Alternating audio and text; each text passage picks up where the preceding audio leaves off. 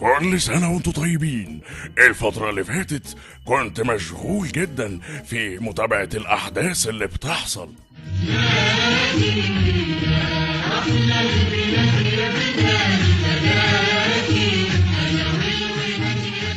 لكن واضح ان الحوادث الغريبة ورايا.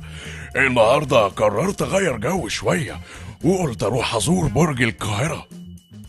بصراحة المنظر من فوق البرج كان رائع جدا وكنت مستمتع جدا لحد ما حصل اللي اوه حصل. ماي جاد، الحقوني، الفرشة بتاعتي مش لاقيها.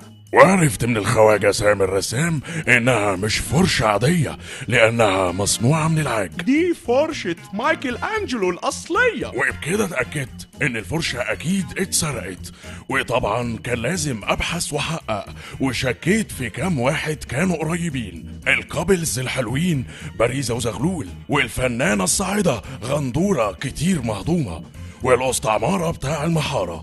ولما سألت باريزة وزغلول قالوا: بيبي اسكت انتي. ايه يا كومبو، بقى معقولة كده تتهمني انا في فوشة؟ هو انا في ايه ولا في ايه؟ الواحد ما يعرفش يقعد مع باريستو شوية.